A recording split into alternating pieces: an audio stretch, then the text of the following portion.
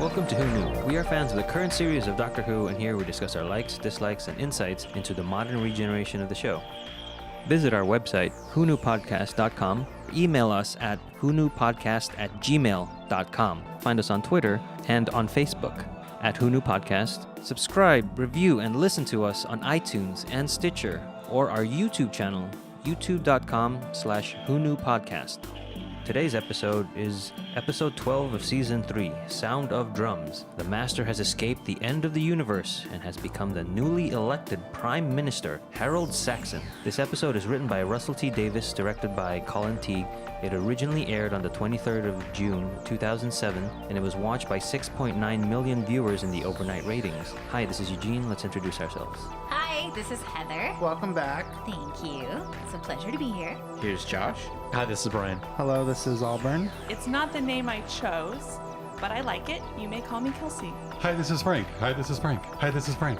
When we last saw our trio of time travelers, they were in trouble from terribly teethed terrestrials. The Doctor fixes Jack's vortex manipulator, and the three transport themselves to the streets of 2008 London. The Doctor says the Master must be nearby, because at the last moment, the Doctor altered the Tardis with his sonic so that it would only travel back to its last location. On a nearby Jumbotron, they see Harold Saxon, the newly elected Prime Minister, and realize he is the regenerated Master. I really like how Martha was saying that she recognized his voice right before. In Utopia, at the end of Utopia. Yeah. She puts it all together. I Yeah, love she that. puts it all together. Which I made a note about that too. I never realized that she was the first one to get Yeah. it. Martha's always putting everything together, pretty much. Yeah, it's fun when a companion has such a big win like that. It's kind of interesting fun. that most companions ask questions that the Doctor answers, but Martha tends to say statements that the Doctor has to maybe expand on or agree with almost. Or dismiss. Yes, that's true. That's true. Only in the beginning when he was being crappy to her. Not, there was a couple times in this episode. Yeah. There was a couple times when she was very dismissive of him in this episode as well, which I guess we'll get to. Maybe that's what I'm thinking. I don't have a specific example to back that up. I just have that feeling that there were a couple times. The opening I thought was really different and unique in that all of a sudden they're in the modern day London. It's like, well, wait a minute. We know that they're somewhere else. And they do a flashback to tell them how they got there. But it was almost like opening. Then we have another opening. And then the opening. It's just all done before the credits. Had they not done it as a flashback, I think they would have had to reintroduce you to the end of the universe and the future kind. And just telling it in flashback is just kind of like, yeah. This is what happened, and now we're moving on with the story. So I kind of like that they got it out of the way quickly. Yeah, I had a similar note, but to back up a little bit, the last episode, Utopia, Sound of Drums, and then the one following this, are considered a three-parter, but Russell considers Sound of Drums and The Last of the Time Lords to be a two-parter, and not including Utopia. But to me, they are sort of a trio, and to end Utopia on such a high energy and high stakes where somebody else has control of the TARDIS, and then to come down to modern day London and they're literally sitting down and talking about what's going on. It wouldn't work normally, like you have such a high almost climax and then you take the next scene and they're just sitting down talking. But here it works, and I think it's great. I wish they would have officially made it a three-parter. I'm just remembering like this and the officially second part of this episode, I was very confused at a lot of spots. And I think if they had officially made it a three-parter, I would have watched all three episodes back to back. When Harold Saxon / the Master at the beginning comes down the steps and gives his speech, his televised speech, he says what England needs now is a doctor, and in that snide kind of look. Did he know at that point the Doctor had come back? Or was, knowing that he's coming some point? Or just has he been laying this out for a while? First off, I don't like that line because it's too on the nose. Literally what he did, I think. Yes. But I think he knows. He knows the Doctor's going to come after him. It's what the Doctor and the Master do. I do like the line leading right into the credits. I mean, it's cliche, but it worked and was fun for me. I think the on-the-nose thing was intentional, and I think... Oh, totally. The Master is nuts. So Right. for me, it was... Yeah, you would say that. Like, of course you just said that. And I think that perchance if the Doctor hadn't figured out that Harold Saxon was the Master, that would be the ultimate, like, I don't know what I'm Right. trying Reveal. to say. Reveal. There you go. I also really like the couple comments referring to the universe of Doctor Who. Like the reporter says, the Prime Minister's just come back from the palace to the rebuilt number 10 Downing Street because Downing Street got blown up in World War III with Harriet Jones. And then Jack is on the phone real quick and he just says, "Oh, I'm calling some friends," but there's no answer. And he's calling Torchwood, so it's like they are referencing the fact that things have happened before, things are going on concurrently, and it's all part of this one big world. I want to know why they couldn't say Torchwood when they're He doesn't talking want about to say that. Torchwood. No, but I mean, do at that later point he doesn't, and then later on, well, we'll get to that. But the Master references his friends, but doesn't say Right. Torchwood. And it just seemed But they odd do- for that way not to put it in that area. Because the Doctor Because doesn't. of what happens later. Okay. Yeah. Thank you. That's all. I don't know why I didn't think of that. That's perfect. That's all I needed. They just didn't, later on when it becomes more of a thing, they probably didn't Right. want it to just come out of left field. So they dropped a little Right. hint in there. Okay. The Doctor and Jack follow Martha to her apartment and do a computer search of Harold Saxon. He could only have arrived about a year and a half ago because of what the Doctor did to the TARDIS. The Master created a fictional history for Harold Saxon and has been gaining power ever since. Both Jack and Martha were planning to vote for him, but can't really give a reason as to why. Absent-mindedly, Martha starts to tap her fingers in a 4-beat pattern. The scene is different as far as the camera angles. I don't know if you guys noticed those. More Dutch angles yeah. and Yeah, the the Dutch high, angles, the yeah. high angles. I think here it actually works because they're confused. You have an uneasy feeling watching. Why don't they know what's going on? They're figuring things out. Wherein I think when we watched The Idiot's Lantern, we didn't like it then. In Idiot's Lantern, it was more campy. Is that the one with the hungry TV lady? Yes. Yes. And the coronation. Right. Good job. I was about to ask, but I let my brain work on it for a minute. And also here, Freema, the actress that plays Martha, couldn't tap in the 4 beats and speak her lines at the same time. So that's why you have that cut to her just tapping. The close-up cutaway. I actually That would be hard. Yeah, I do think that would be difficult. I mean, maybe if you're a drummer and you're good at that type of thing, but I don't know if I could do it. Yeah, and there was a lot of that this episode, a lot of extras, and other people had to maintain that And, beat. and they didn't speak, so they could do Right. it. Yeah, it's kind of like, can you rub your belly and tap your head at the same time? And when Martha's asking him, well, who is the Master? Tell me what's going on. That's all you need to know. Was so dismissal. And it's like, whoa. Why, from the Doctor, that just did not seem right at this point. But he's just so, I guess, engrossed in the Master. He just, found out he's overwhelmed. around. And now he's the Prime Minister and was like, what is his plan? So he's just, focusing on those things. What he's going through at that moment is what the 9th Doctor went through when he saw Dalek. And it's the Master, and he survived. And he's got a jumble of emotions going through his head right now, and he's processing. But I found it really ironic and telling that Martha gets the call from Tish and dismisses it. Oh, yeah. So what the Doctor just did to her, she's doing to Tish. Oh, like that matters, is what she said. It's Right. like, yes, it does matter. Well, not Tish the, has not a phone information. call, but like The message. The 40, message. 42 messages. Like there were 42, or was it 24? 23 or Yes, but something like that. strategically, the Yeah. final one was the one she needed to listen Yeah. to. Or maybe the first one. I don't know. What word are you? But unimportant. How do answering machines work in 2007? Yeah. I don't remember that. I think they work similarly Similarly to to the... today. I don't think we've advanced that far in answering machine technology. Also, I couldn't stop thinking, and I get it, there's the whole, like, archangel mind control type thing. But I couldn't stop thinking, how could you invent a history where you graduated from Cambridge or whatever, and nobody's like, did you ever see that guy there? I never saw that guy there. I mean, if he's running for prime minister, you'd think someone would figure that Like out. Obama. But Oh. but the Archangel Network was working on them so that they Yeah. didn't They really didn't question question it. him. You're right. And the tiny percentage of the people who weren't affected did figure it out And we're dealt with probably. and are being dealt with. Another continuity, I guess, plus is that the rack with the underwear is still there in Martha's room. Oh, I didn't That's notice funny. that. And it's been 4 days Yeah. for her. For her, Earth for her time. life. For her, yeah. For the Earth time. So another 4. With the election of Saxon, it's interesting watching it now. We're in 2017. Not to get too political, but it is very interesting to see like a prime minister come to power in a questionable way. Who's nuts? Yes, and Who's a also megalomaniac? with the Master.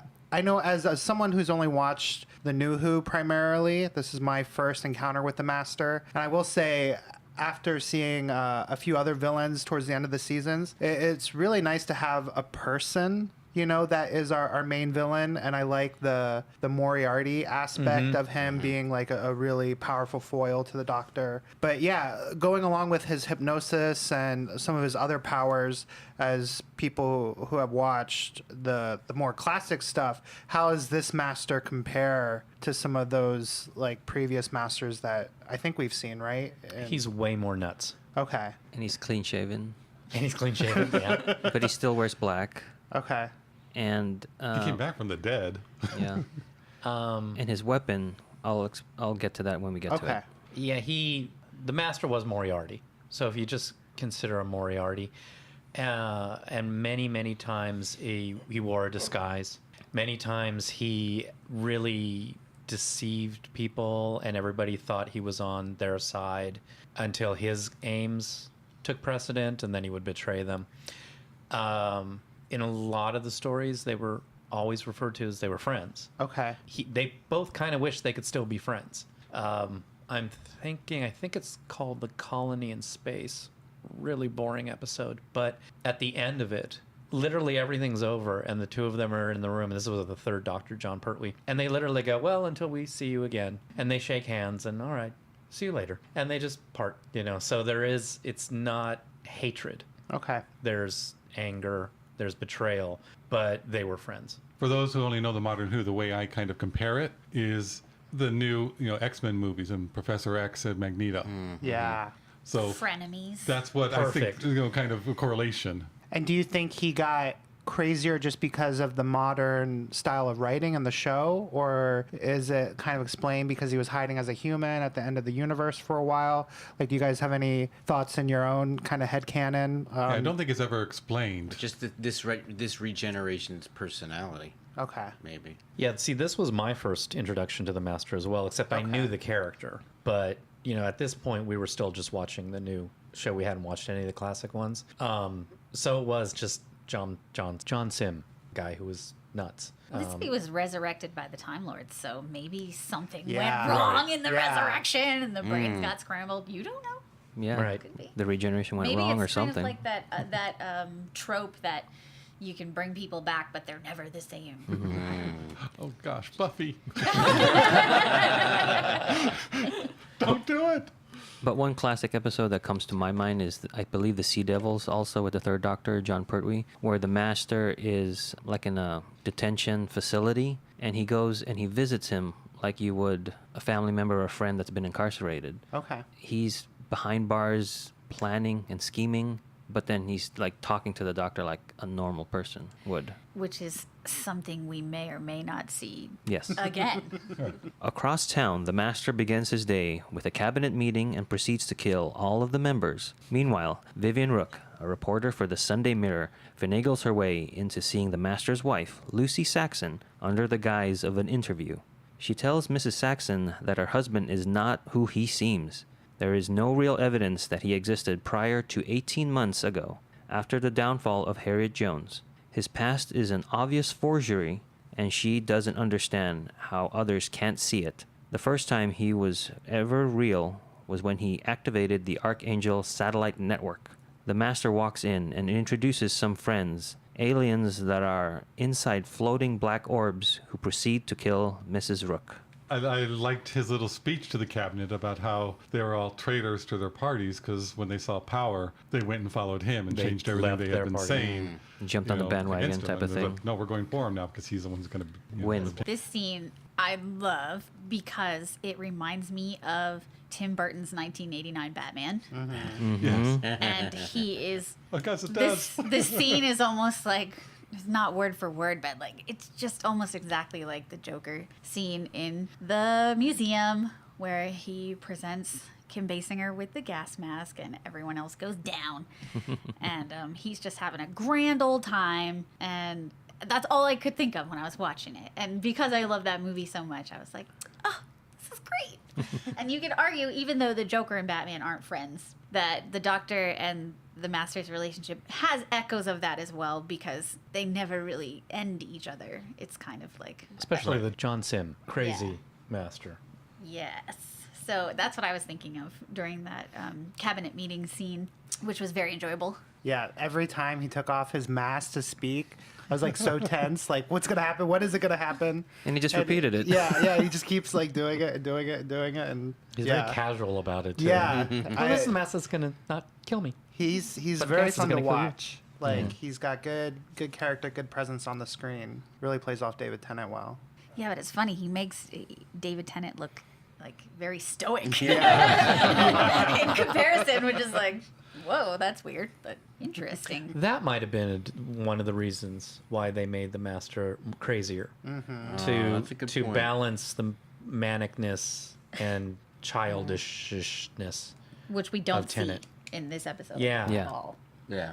But that might be because I would love to know from Russell. I don't think Yeah, because if you have two people at the same level, then nothing is at Yeah, but that they- level. Right. You have to have one like opposite and ebb and flow. Yeah, but they could have just had him be more serious. Which one, the master? Yeah.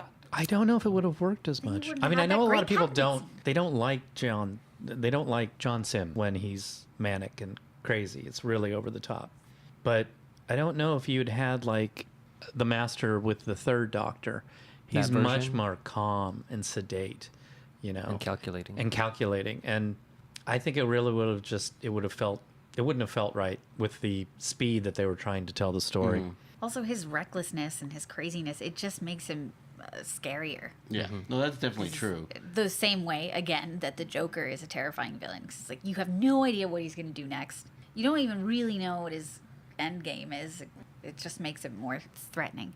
And if he's the more unpredictable he is. Well, and not only unpredictable, but so calculated. Like having the gas there at the first cabinet meeting, you know, like that's pre-planning. Even though in a television show, like you just write it and it's pre-planned, but still, I mean, it goes to the like he put the gas on the table. He had the gas mask ready for himself, and I think later we see more of that calculation where he's always like a step or two ahead of the Doctor, but he's still crazy. So you're like, you know, you have both sides of that coin. Like he's crazy but calculating. Makes for a great villain. And I don't mean to keep beating a dead horse here, but that also reminds me of Heath Ledger's Joker when he's at the table with all the gangsters and he has the bomb in his jacket. Yeah.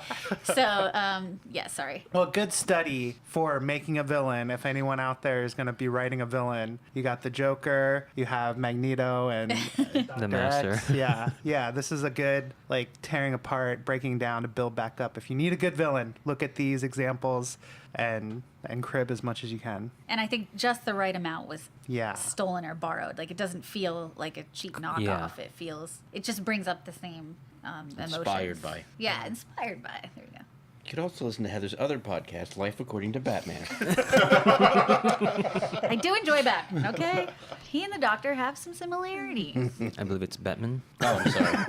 When the master comes in and Vivian is talking to Lucy, it looks like she almost can get her to say there's something going on, confirm it. But Lucy then says, no, I made my choice. And the master calls her the faithful companion. And that is the difference of what the master is looking for in a companion and what the Doctor is looking for. They both have a faithful companion, but one is blind faith, where the Doctor doesn't want that. And he has Martha, who will question him and will go, that doesn't make sense. What about this? You know, and sometimes he seems dismissive of her, but he likes that she does question, and she is just as faithful. But she has a brain. She has her thoughts. And looking at Lucy and her mannerisms and her behavior, you could tell that he sought her out like someone Right. who was weak and easily controlled. And For me, I was like watching that scene and I was thinking, I was like on the same wavelength as Frank. I'm thinking, I'm comparing, you know, the master and his companion, the Doctor and his companions. But like, for me, I was like, oh, what the master is looking for in a companion is someone he can use. You know, like he only has Lucy, right? That's Lucy, okay. yeah. He only has Lucy because he's a politician and he's got to be married, he's got to have a wife, so that because people trust someone who's married over someone who's single or whatever. So like he has a companion just because he, out of necessity, out of someone he can use. He doesn't need a companion, but he does to like keep up this Harold Saxon facade. Yeah, because in the classic series, he never had a companion. So I think that's interesting that we have one now. It's kind of cool to see that duality in both the Doctor and the Master. Another thing I noted is that the Toclafane looks like an interrogation droid from Star Wars. Yeah. Yes. Of course. I said that / tiny Death Star.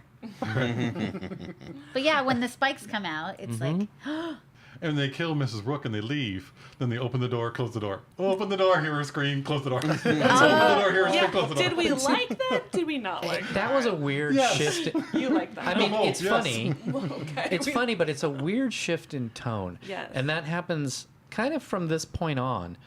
The tone of this episode swings depending on my mood. When I watch this episode, sometimes I'm fine with it, but it always doesn't really call attention to itself. And then there's other times when I watch it and I'm like, pick a mood. But just shows the whole, I had that in my brain. Multiple personality. Schizophrenia. Schizophrenia. Thank you. Both said at the same time. Perfect. Going back, it shows the schizophrenia that's going on with the Master, and that either he didn't regenerate well when they brought him back, or something, and the beating of the drums driving him totally bonkers. It just shows that he is switching back and forth. He doesn't have control over what he does, what he thinks. It's definitely affecting him in that aspect. And I totally like that in the Master. I don't like it in the episode. I don't like it in the direction. I don't like a Scooby-Doo type joke of opening the door, hearing the scream, closing the door. I laughed the first time because it was unexpected. But when you watch it on repeated viewings, you're like, okay, you've entered into silly. Maybe that's why, because I'm not a big fan of this Master's personality. I get what they're doing and everything that we were talking about, but I just find it grating, and I don't enjoy the episodes as much as a result. But maybe that's why, because it's uneven storytelling. I don't know if it's the actor, and I don't even think he's bad, a bad actor. It's just I don't enjoy it, and maybe that's why. It's interesting. You hinted at that at the end of Utopia. Right. And so I had that in my mind while we were watching this episode for this podcast. And it did make me analyze his portrayal more. And I still like it. And I still like him. And so you are getting the serious Moriarty Master. And then you do get the crazy nut job. Yeah. So it works story-wise, but I don't know. A lot of his manicness kept taking me out of it. I can see that. But the Master knows he's insane, and he Yeah, relishes in which it. means he's not, according to... Right, but he does. He's not trying to hold it in. He's letting that go. Well- So I think that's why sometimes for me it works. I understand joke going over and over and losing its impact, and after watching it a couple times, you're like, oh, it does seem more silly.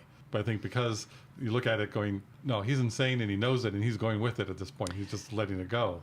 Not to get into Works a a little big better thing, for but me. do you really think the Master knows he's insane? I think the Master thinks he's not because of the drums in his head. To him, he knows they're real. So to him, he's not crazy. There is something causing those drums to beat. And that's making him do all these crazy things. But I don't feel that the Master would recognize that he's insane. Because I think his first thing would be to say, no, those drum beats are real. I think they've been going on so long, he's given into it. Yes. I think he knows the drum beats are real. They're driving and him At this crazy. point, it's gone too far, and he has gone crazy, and part of him knows it and is aware of it, and letting that part run rampant. All right. Okay, I can see and that. then so that he doesn't have to control it all the time. He lets Right. it go, and then when Right. he needs to, he can bring it back and have those moments that are a lot more serious. But I still do feel he would say, but it's not my fault because the drum beats are real. I didn't say fault. I just said No, he's no, aware I am. he's crazy. I am. I'm bringing that in. I'm merging what you think with what I think. Also, My brain hurts. No. Isn't that Star Trek? just What you guys were saying about the two different tones of the Master, or the two different personalities, it reminded me of the TV movie in Eric Roberts, how he pointed out that there's this Terminator version of the Master, and then there's the RuPaul. Liberace version. Liberace. There you go. So I wonder if that was intentional, but probably not. Yeah, maybe. I like the line. I think Vivian says it. He came to prominence by shooting down the Rachnos, which is from the Christmas Invasion. So Was it actually in the Christmas Invasion? yes, in Yeah, the it Christmas was. Invasion, the tank is shooting, and The- we received orders from Mr. Saxon. Fire. Right. Isn't that Runaway right. Bride? You're right. It's Runaway yeah, Bride. the first time we meet Donna. Sorry, it's Runaway Bride. Oh, Runaway Bride. Oh, okay. Yeah, I was going to say. I mean, we had there was a quick headline in Love and Monsters, but a lot of people missed that one. But the first time Saxon is mentioned and spoken and becomes the big mystery of the season is when shooting down the Rachnos. And they actually say this is when he became to prominence, is when he shot down the Rachnos. It seems every season they have to have a mystery. First it was Bad Wolf, then it was Torchwood, now it's Saxon. Yep. I was just gonna point out Brian has been referencing all these like every episode that we've been recording. Brian's been like, "Oh, remember this? Oh, remember this? Stick a pin in Oh, that one." remember this?" So this is now the episode where all those That all comes together. Yeah. Because when they're done well, I really love that. This run, I think, is This done. run was good because it wasn't throwaway lines completely. Because you had the whole thing with Francine and Martha's mother and people at the house and you know, all this kind of stuff. So it became like, wait, something bigger is going on. It wasn't a complete like Bad Wolf. You had no idea what Bad Wolf was until the last second. This one was like, wow, this is going to be important. This is going to be important. I like that. I think in this season it's balanced. I think in other seasons it actually overcompensates and dominates the seasons I think too I know much. what you're talking about. Yeah. The other thing I wanted to point out but not explain yet is his gas mask has a symbol on it. Oh yeah. So keep, Yeah, I saw that last night because you pointed it out. The Master holds a televised press conference and states that he has been in contact with alien life. He shows a video of one of the orbs addressing the people of Earth with a message of peace. He announces that this alien species, the Toclafane, will introduce themselves to everyone the next morning, even to medical students. Martha, the doctor, and Jack react to that last statement and find a bomb attached to her television set. They escape just in time as Martha's apartment blows up. Martha calls her mom to warn her, but her mother tells her nothing is wrong and to come over. She says she and her father are getting back together and puts him on the phone, but he warns Martha to run. Saxon's people are already there and were using her parents to try and lure Martha. She calls her sister Tish, who is working at 10 Downing Street, but it is too late and hears her being dragged away. Martha, Jack, and the doctor drive frantically to her mother's home and see her parents being forcibly placed into a van. Her mother yells for them to go, and they drive away under a barrage of gunfire. Did anybody notice the television set when they turn it around for the bomb? I did. TNT on it. No. Above Dang. that is a sign that says Magpie Electronicals from the Idiot's Lantern. That's cool. I was glad to see Martha's mother get some sort of comeuppance for being such a horrible person. Oh, wait, she wasn't horrible. I mean, they have been working on her for a while, back in, Lazarus, saying that this guy's dangerous. I know, But Martha doesn't know who the doctor she's such is. an traveling with she's him. such an abrasive character. I just wanted her to shut up from moment one. But So- in her defense, she figured out, it was like they turned on her. no, I know. Going, everything I've done is wrong, and told Martha to leave. It's good writing. So, It's good writing. I just got a small little thrill out of seeing her Right. be wrong. I get that. That's understandable. I like magnanimous people being proved wrong. I like that her dad said, no, Right. run, Yeah. get out of there. Yeah, I love that part. The explosion, I thought, was really done well. I liked that. It's the explosion that was caused by the big cartoon-like Yeah. Acme Dynamite. That's exactly what I was thinking. Dun, dun, dun, dun, dun. But even with that cartoon thing of dynamite, this whole sequence is really tense and really, really scary, really well done. A minute earlier, we had Scooby-Doo screaming at a door. And this one, we've got, the government coming into a person's house and forcibly removing them. And, the big brother, they're tracking everybody. And, Tish is getting dragged away. And it's really, we're really feeling for our characters. So the tone has completely shifted the other way. And I love it, but it's like, pick one. And Or even make the- the transitions a little better. And even the gunfire, shooting at the car and actually blowing out the window. That's something you don't see in Doctor Who. Right. They can't afford the glass breaking. But Exactly. It broke. It broke. It was But I exciting. think a lot of it was also editing. I don't know if you guys have seen it. Just the way it was edited and the quick shots and how it was done really added so much, I think, to Awesome the scene. music, too. That piece of music is All the Strange Creatures that I always like to mention. It's just one of my favorite pieces from this season. It's great. It's the one that I always think is the precursor to the 11th Doctor's theme. Yeah, I can kind of hear that. You say that every time, too. Also, Martha's father, as he's being pulled into the van, like screaming, like, "You did this! You voted for him!" And like, Yeah. instead of saying like, to the it's- neighbors, right? yeah. And Oh. I was thinking, like, why would It's a you not vision use of our that future right opportunity there. to be like, he's going to kill you all. But instead, he's just got so much vengeance and hatred. But it is very powerful. That actor is barely in this show, but he earned his pay right there. Yeah. Ton is real. They do a good job with the not estranged, but the father figures that are the biological fathers. Like Pete wasn't in it that much in season 1, but yet we feel like been in it more when he comes in season 2. Mm-hmm.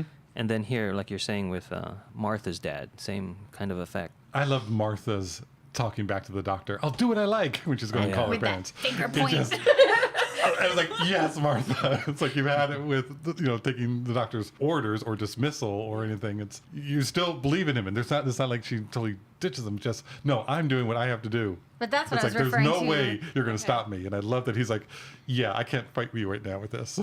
That's what I was referring to earlier when saying that the doctor often, dismisses her. Like, this is her dismissing the doctor. Right. And this is not the last time she does it in this episode, so. That's what I like about her so much because so later on, which I won't spoil, but where her character goes, the fact that she wasn't some unquestioning blind faith, like that sort of was hinted at the episode. Again, I'm like, is it the Impossible Planet or where? Like 42? 42? Where Yeah, in she's gonna be 42, burned. where we had that argument about is Right. she just blindly following her? No, that's kind of like where that fuse gets lit. But that's why I feel when her character goes to where it goes to, it's not over the top because she still questions it and she's realistic about her point of view and she'll argue, but she knows that the doctor will always come through, even though if he's going to be a bit of an ass about it. And she does listen Right. when they're driving away in the car, and she does listen to Jack. It takes a stern voice, but it's not yelling. But he's like, "No, listen to me. We got to get certain things done." So it's, She just knows the doctor's priorities are going to Right. not necessarily be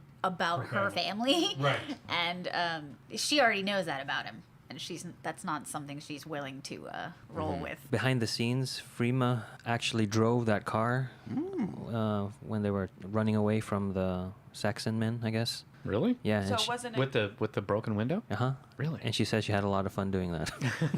that would be fun.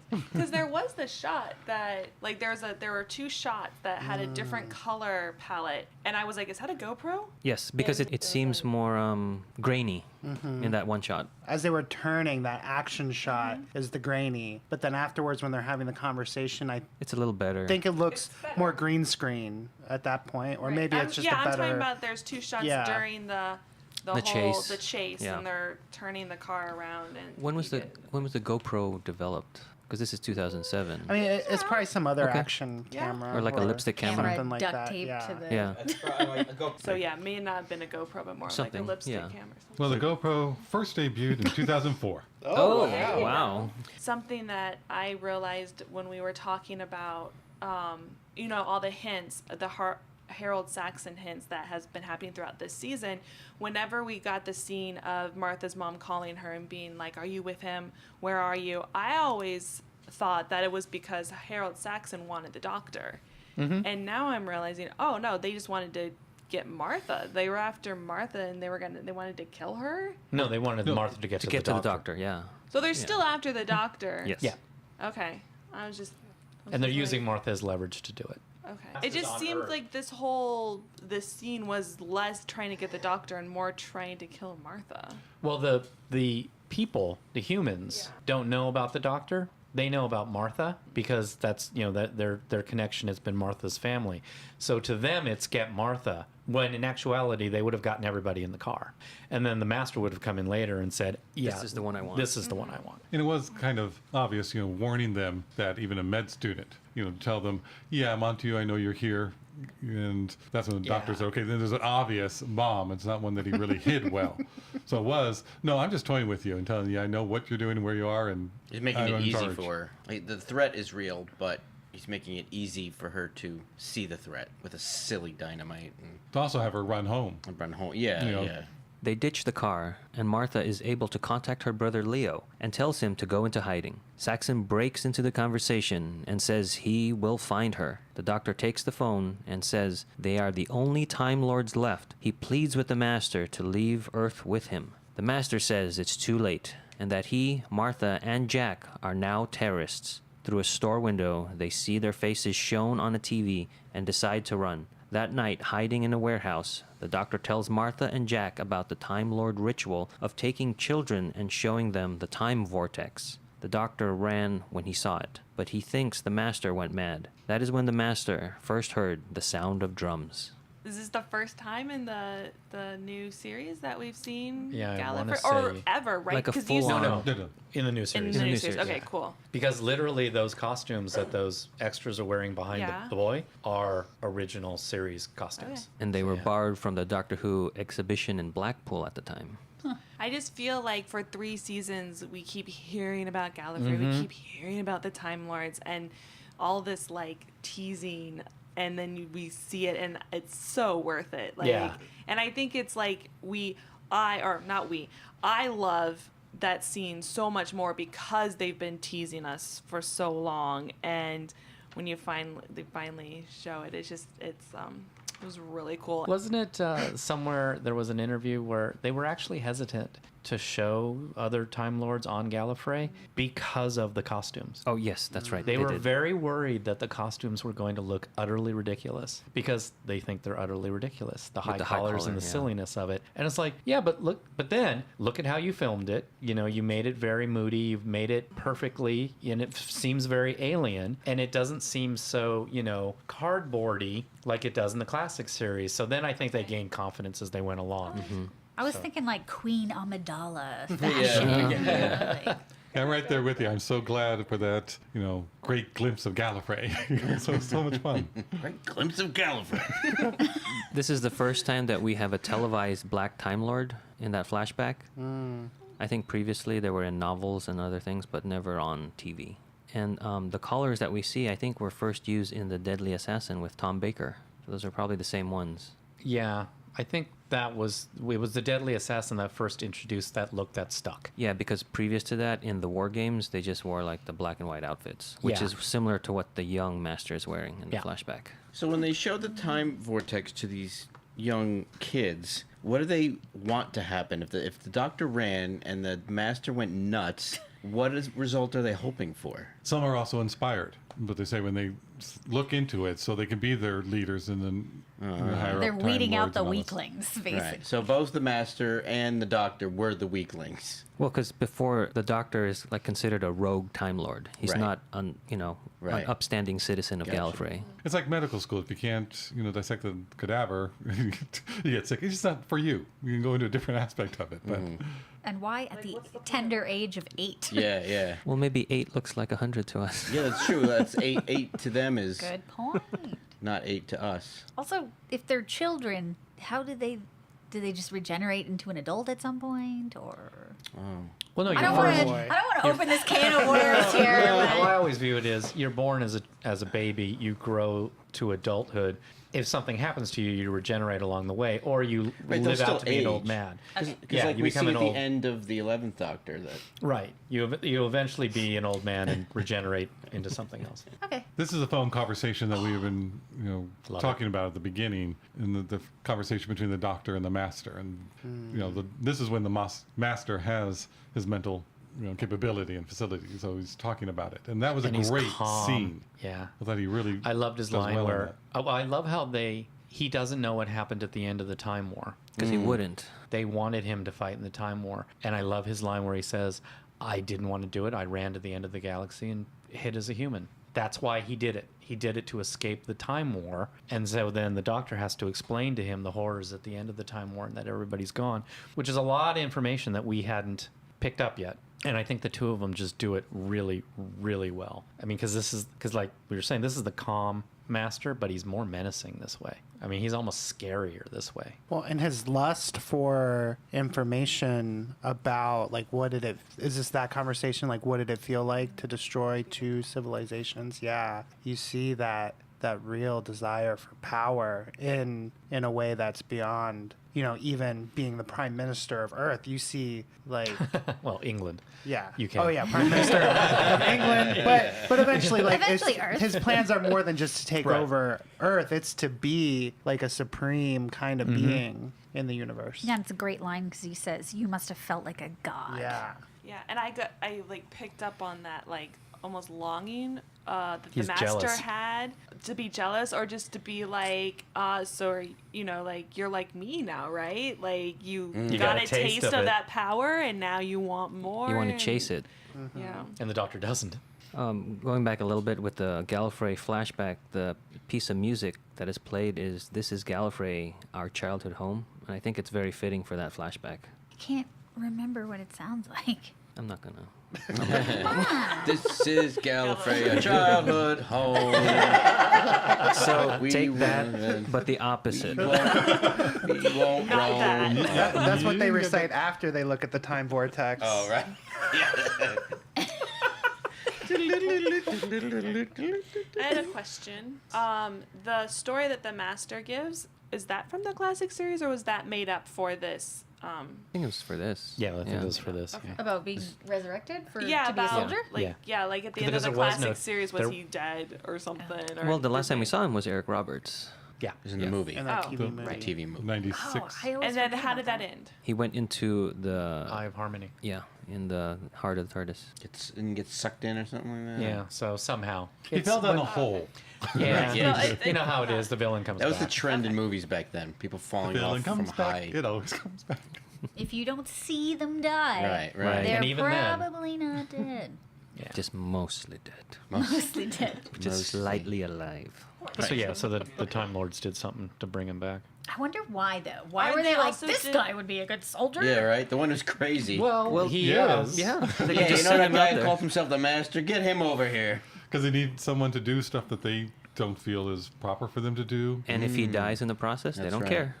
And someone who could okay.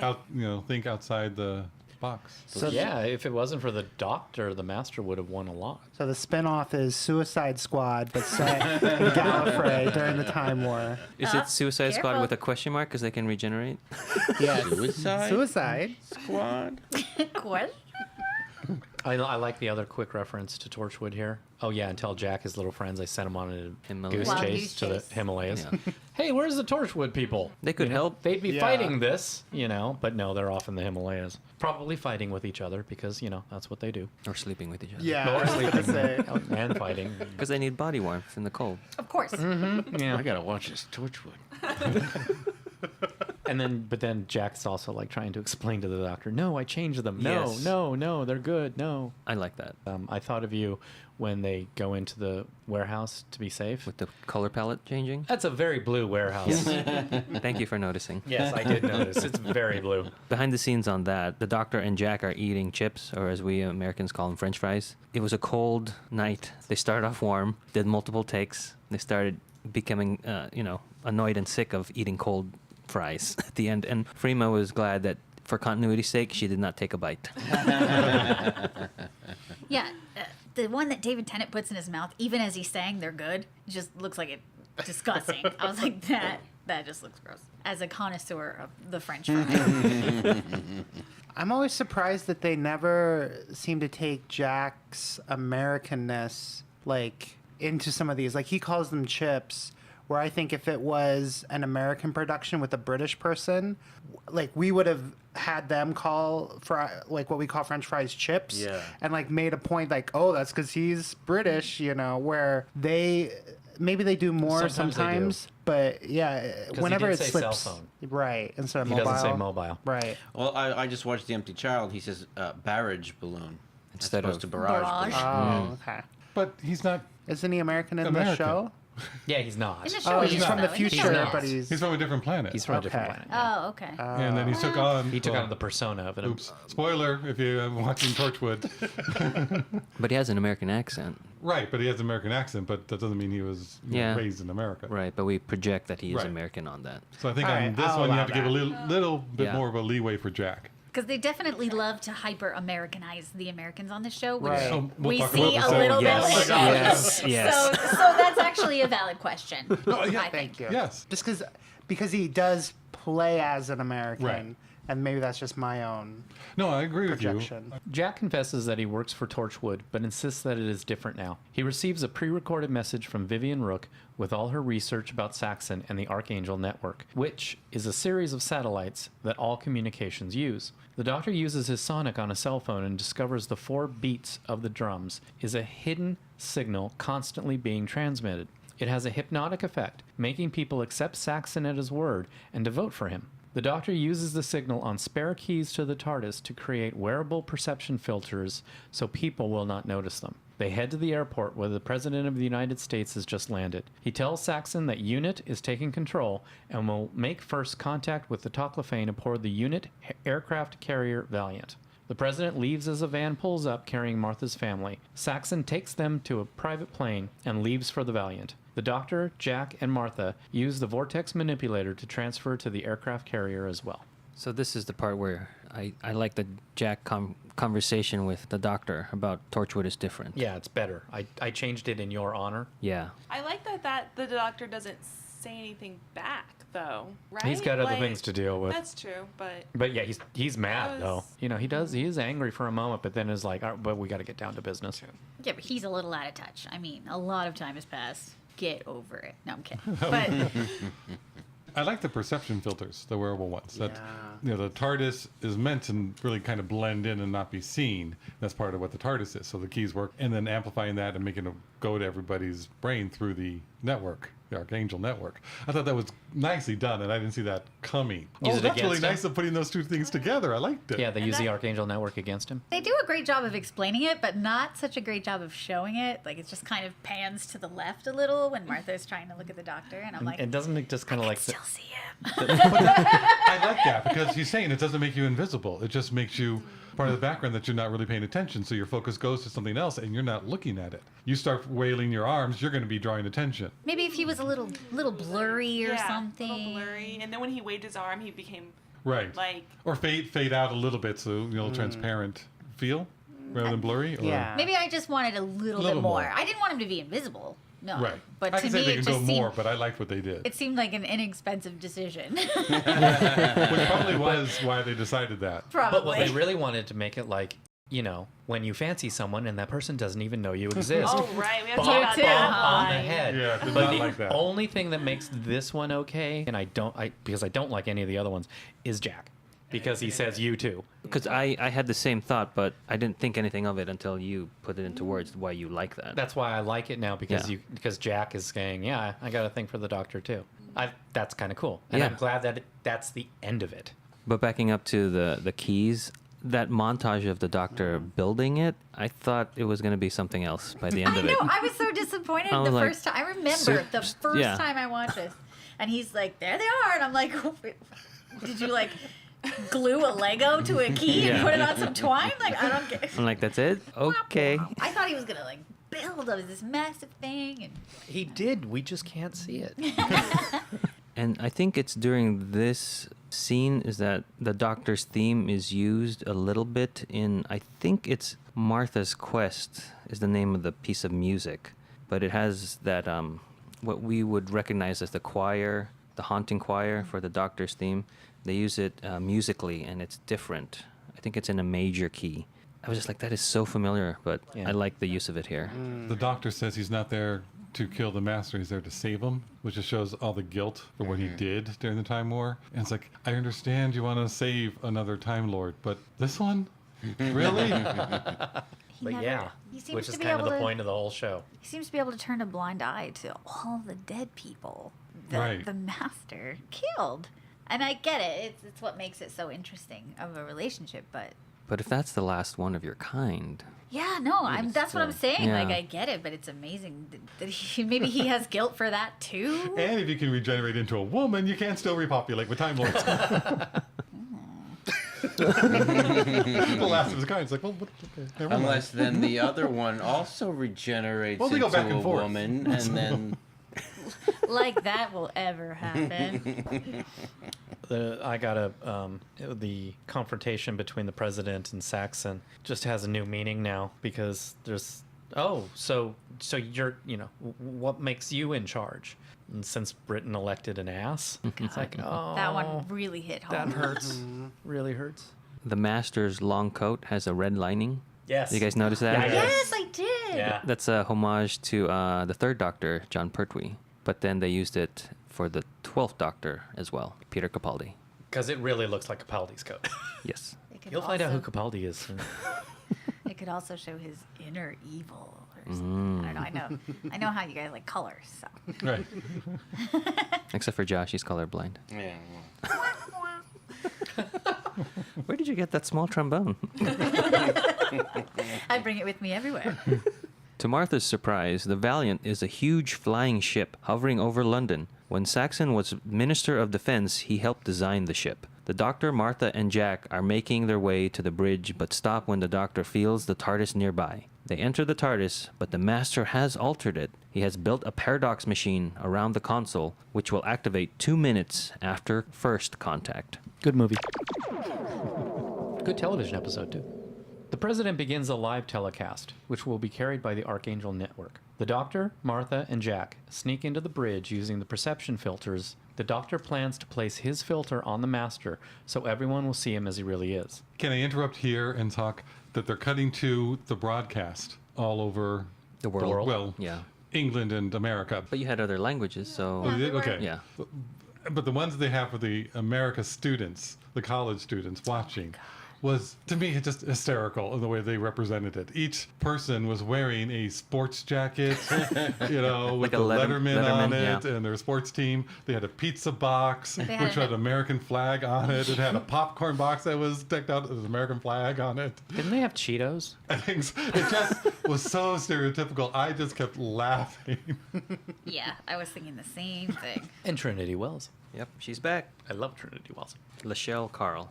The Toclafane appear and insist on talking to the Master. Saxon rises and orders them to kill the President. He then captures the Doctor and kills Jack. As a punishment, he uses the Doctor's DNA from his severed hand and Lazarus's genetic manipulation technology to age the Doctor over 100 years. Jack comes back to life and tells Martha to teleport out. He gives her the vortex manipulator, but Martha first goes to check on the Doctor as Saxon brings in her family at gunpoint. The paradox machine activates and opens a rift in the sky, allowing 6 billion Toclafane to descend upon Earth and begin to slaughter 10% of all the humans. Reluctantly, Martha leaves the Doctor and transports to Earth, miles from a devastated London. Couple things here. The music that plays when the Toclafane descend upon Earth is Voodoo Child by the Rogue Traders. Which you can hear on the King Trivia Doctor Who trivia game soundtrack. Oh. Really? Oh yeah, I picked out all the music for this show. I went crazy. Did you make a Spotify list? No, I went old school, like Oh. Downloaded. iPod. So Voodoo Child is written by Elvis Costello, James Ash, and Steve Davis. They sample Pump It Up. They use the riff from Elvis Costello's Pump It Up in Voodoo Child. So if you hear that song, it'll sound familiar. And then the symbol on the, you can see it on the chairs of the Valiant on the bridge, is the same symbol that's on the gas mask of the Master in the conference room, cabinet meeting. So it's weird that they foreshadowed that. Like, did he take that from the overhead compartment and bring it into the cabinet meeting? I mean, Well, it's because plausible. he had built the The ship, airship. yeah. So yeah, he has all those extra pieces. One thing I thought was weird is the President begins his speech, or begins talking to the Toclafane, and he says, "I'm President-elect of the United States." And it's like, well, okay, if you're President-elect, then you ain't squat. I thought he said he was president-elect of the UN. In the United States. United States. Yeah. Okay. And they Representative of the UN. represent, yes. Okay. And when you're President-elect, you don't have nothing. You would not be there. Yeah. The 'Cause- president is still the president when you're the president-elect. Yeah, that is strange. Is it different in like the United Kingdom government? Well, the thing about the United Kingdom is when you're elected prime minister, you're living in number 10 the next day. Okay. You know, you move in and But it's is that there's no correct? transition. But maybe they were trying to get the aliens to get it. Like, I am an elected. Official representing humanity. Yes. Oh, Yeah, it was a weird. yeah. It's just, it came out of nowhere. So I think that was Yeah. just a Weird. script It's a goof. weird script Yeah. thing. Yeah. When President Winter showed up with the Master on the tarmac and saying, no, UN has policy, and we're going to have a unit do all this. And they've talked to me, or I talked to them, and I'm going to be doing this. He didn't seem a real, bad person. He's just like, no, this is what's going on, and we're taking over because you don't have, we don't believe in you. Those people didn't, and the UN already has set these protocols in place, and you're usurping that. And so, no, we're doing it this way. But then, as you can see going on, he's like, don't show the UN symbols, put the presidential symbol up, He and is all this taking kind of over. stuff. It's like, oh, you're just as much of a jerk as, Which the president, What do you think of as any being a president would do. I don't literally know, wrote, but- U.S. President Winters is most American dude ever. that's so embarrassing. He's Canadian, the actor. Well, No, but the president. that's why I Yeah, said yeah. President Winters and not the actor, because, man, he was really like... He does that accent pretty well. He was very reflective of... A typical, like they would see us, I guess, or to see the I mean, politicians. that's what they see on TV. Yeah. Right. And then that line just, when they want to talk to Mr. Master, the one that they know. Well, I can be your master if God wants it to be that way. That's weird. I Like, Wow, okay, cringed. Russell. That one is definitely just on Russell putting us into this. That It's reminded me so of uncomfortable. that one reminded me of Ghostbusters. I'm the Keymaster. If someone asks if you are a god, you say yes. The Master gives Lucy a jelly baby and takes one for Yes, I himself. noticed that. A Fourth Doctor reference. Proper use of the word decimate. I love it. Yes. Decimate means to remove something by 10%. If you get rid of everything, you annihilate it. Oh my gosh. I have just... Learn something. I can't even believe it. I mean, I how can't. much sense does that make? And I never thought about it. Add the education tag to our podcast listing, please. I don't care. Finally, it was like, yes, Somebody uses it. somebody uses it And right. they really nail that word, too. So since Arlene Yeah. is not here, I will Comment take on the it. religious tag and say, so when I'm giving my tithe, I'm decimating 10% of my income. That's exactly what you're doing.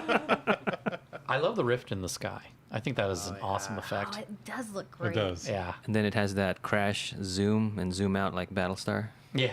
There is a, production flaw when the Master goes to the port window and leans to see the Toclafane descending. You can see that the set wobbles a little bit. It bends when he pushes his weight onto yeah. it. Oh, how Doctor Who? Yeah, so I was like, I don't think they did that on purpose, but it's very homage-y to the classic series. So watch that scene again closely and you'll see it bend. Sounds like you keep saying Toclafane. Toclafane. I'm a Toclafane. Also, the Master, the Doctor wants to know who the Toclafane are, and the Master leaves that open-ended for now. So obviously going to come up later. But he does say that if you knew who they were, it would break both your hearts. Mm-hmm. So you're from that moment on, you're trying to figure it out. Like, oh my God, what are they? Okay, are they Time Lords? Like, I don't know, what are Right. they? And I do love that he does name them Toclafane because he knows the Doctor will know that word.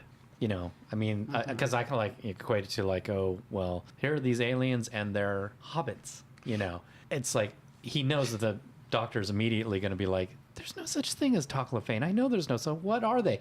So he's just toying. He's just giving little bits of I'm annoying you. I'm annoying you. I'm annoying you. they're from like Gallifreyan fairy tales. Yeah, is that they're what it is? Gallifreyan fairy tales. I'm glad that they put in the flashback because I was lost when the Master was going down memory lane and saying, well, I took your hand for you need the genetic material. And so they showed the scene from when his hand was severed. And remember the Lazarus experiment?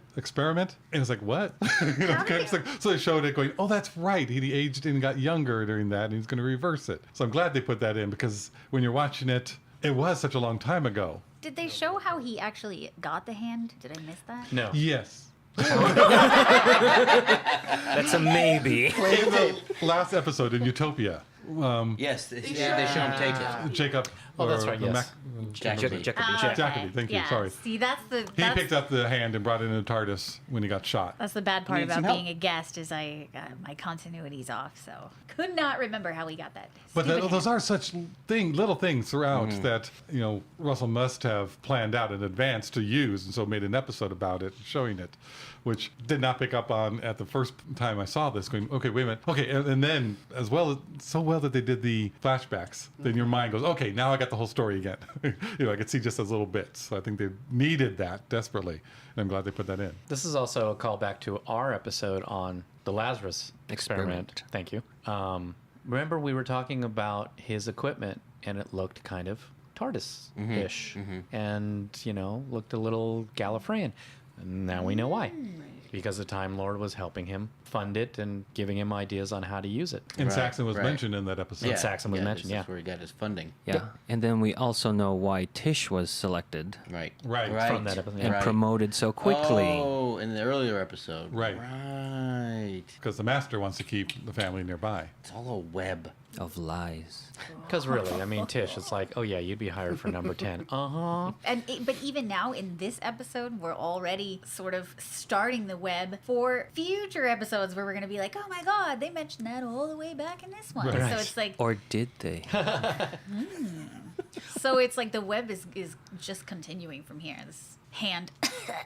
And also, there's also no big mystery about Leo, her brother. They just couldn't get the actor for very long. They wanted the actor, so Leo would have been captured as well. Yeah. But the actor just wasn't available, so they just did that one quick shot of him on the pier. And that works. I'm glad one of them Yeah. didn't get captured. Got away. Yeah. And I love how she's just like, well, he has some sense. He got away. So we haven't talked about the Master's laser screwdriver. Russell decided not to bring back the Master's old weapon. It's called the Tissue Compression Eliminator. Yes, it is. It's a horrible weapon. It turns a person into the size of a doll and compresses their tissue so much that they are dead. Oh So my gosh. the Master goes around, and then you see his victims are like little toy dolls everywhere. I'm like, how is this threatening in any way possible? So I was so glad when he busted out a laser screwdriver rather than that old thing that he would use. Now, I've never seen the old Who, but that actually sounds really scary to me.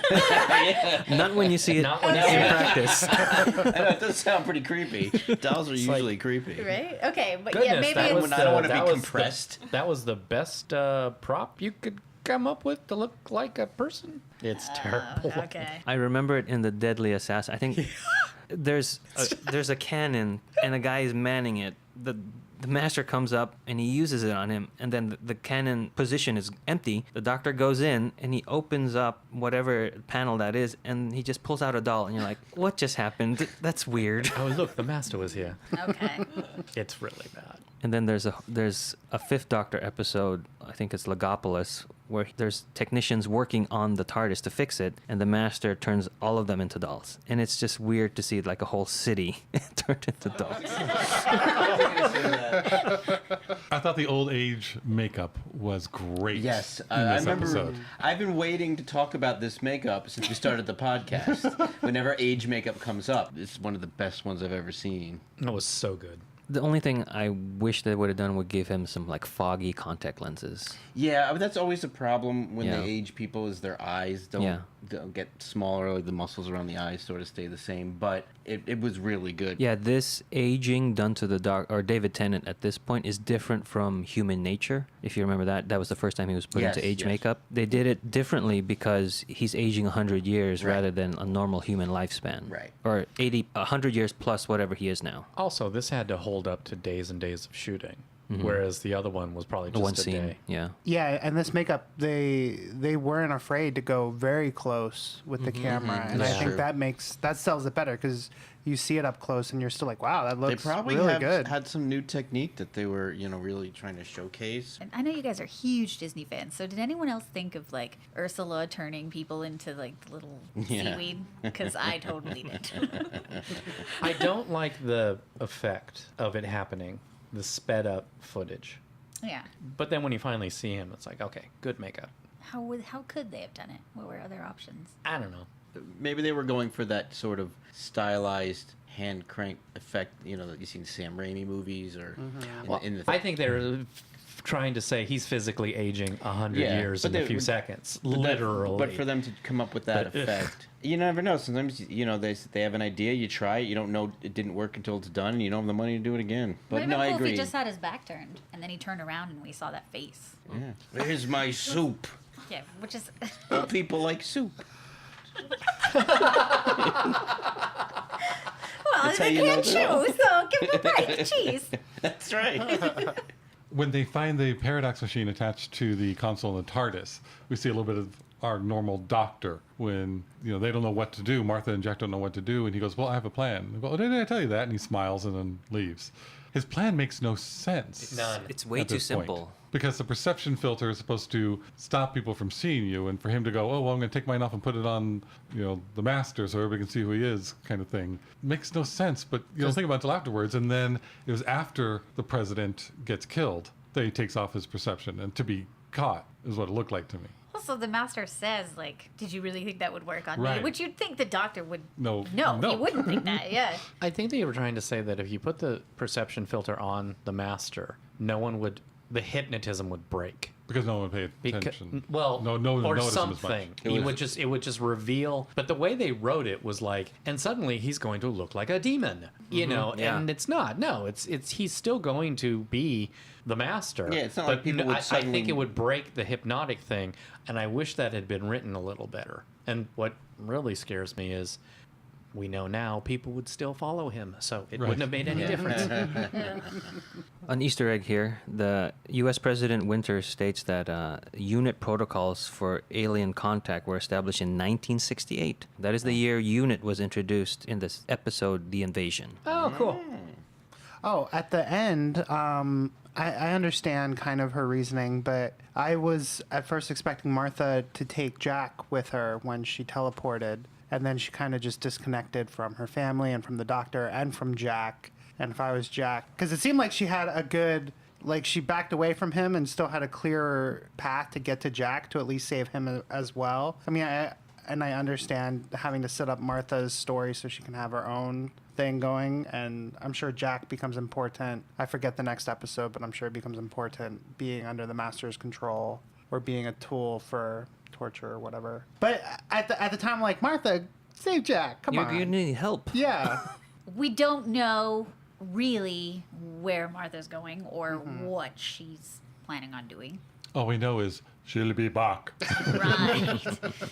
They leave it very ambiguous. And I have memories of seeing this episode for the first time and thinking, like, oh, like, what the heck are you going to do? Seriously. Why do you like, leave? Right. And Well, You just abandon everyone. I think I watch it, and even though she does say I'll be back, she doesn't have a plan. Yeah, well, yeah, and I think that's what they want you to think. right. No, but I know what you guys are saying. But even so, she needs to figure things out. Yeah. It's not clear to her, And she can't do anything there. I thought, she's hiding. I No. think she's running into the forest to hide. That's what I mean. Yeah. Like she I thought can't- Freeman really played it well, though. I mean, when she left, I really felt for her. Her Oh, leaving yeah. everybody When she that looks she at her loves mom up and- on there. And yeah. oh, Martha. She does. She's great, and she doesn't get enough credit. I like her better than Rose. I agree with that. I like her different than Rose. I agree with that.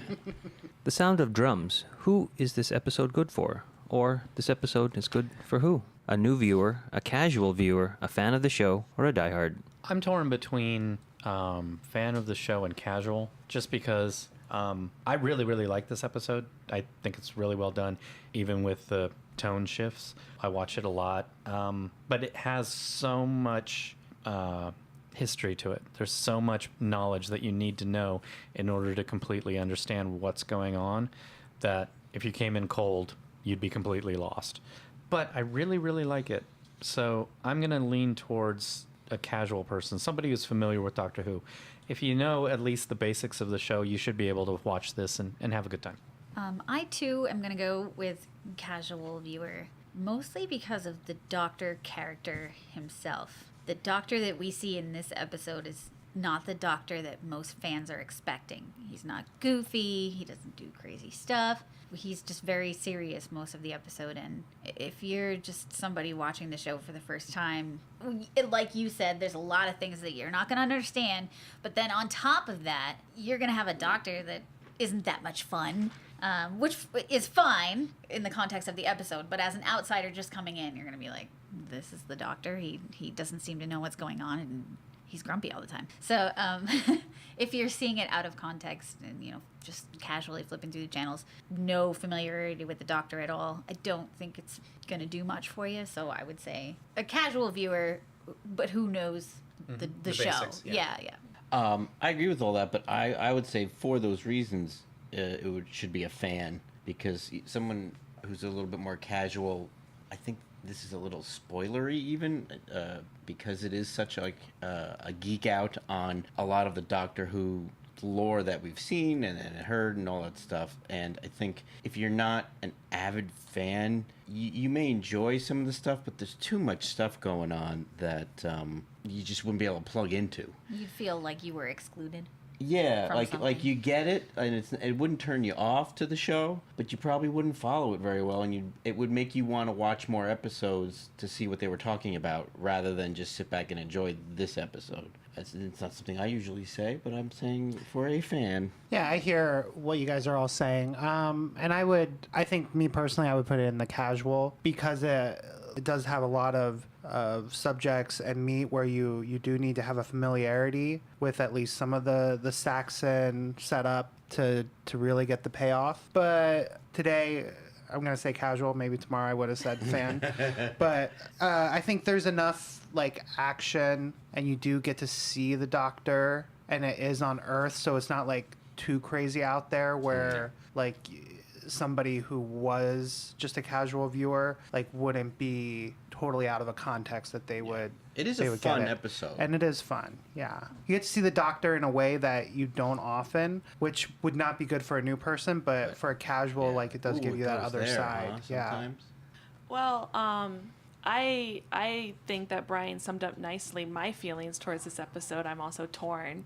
And I was going to say casual until some of the stuff that Josh said, and now I'm leaning more towards fan. And I think I think that this is a good episode. I think only a fan who's watching every single episode in succession in order is going to be able to enjoy this episode the way that it was meant to be viewed.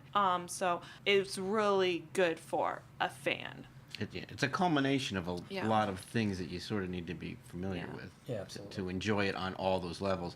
A casual fan can enjoy it just on its fun factor. Is this good to introduce someone to Doctor Who? So, no, I don't think it's good for everybody or for the new viewer because there's so much history involved. I'm between the casual and fan, and I've actually been going back and forth. So, I think if you were a casual fan who watched some of Martha's seasons, if that's where you were introduced and kind of knew the Lazarus experience, so you know her family background and stuff, I think then, yes, you could be a casual, would like this. But I'm going to go officially for fan because there is so much, and because, like Heather said, the Doctor isn't the one that is typical throughout this season or any of the seasons.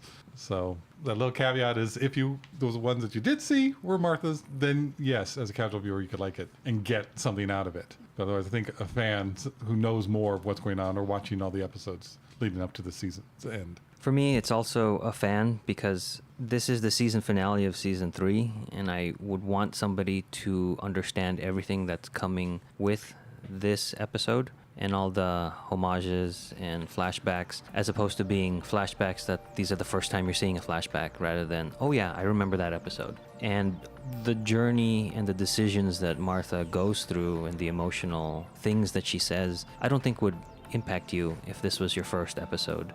So that's why I'm putting it in the fan category. There are our thoughts on Sound of Drums. How do you feel about the tone of the Master? Did you like the change, or do you not like the change, and why? Let us know. Email us at whoknewpodcast@gmail.com. Thanks for listening. We will see you next time when the future becomes the present. You've just listened to an episode of Who Knew? Our wonderful theme music is by Michael Grady. Find him on Facebook. At The Universe Explodes. All our episodes are engineered by our very own Auburn. Find me at auburnbinkley.com. You can find this show in several places. Follow us on Twitter at Who Knew Podcasts. Subscribe, review, and listen to us on iTunes and Stitcher. Or our YouTube channel, youtube.com/Who Knew Podcast. All our episodes are on whoknewpodcast.com. You can leave comments there or email us at whoknewpodcast@gmail.com. This podcast is inspired by Doctor Who. The longest running sci-fi show in history. And especially the revival spearheaded by Russell T. Davis. thanks to Russell, Sydney Newman. Verity Lambert. Ron Grainer. And all those involved in the adventures of our favorite Time Lord. Your work continues to inspire and entertain. Is that first edit? I didn't know if you wanted to say something. Spoiler. Let's edit that out. It's ridiculous. That's not staying in. I'll get that tonight when I'm. All right, you can. But edit yes, that there out. is that. Spoilers. Oh, okay. Okay, we can cut that. Oh, yeah. Brian's glaring at Eugene right now. Never mind. Cut that out.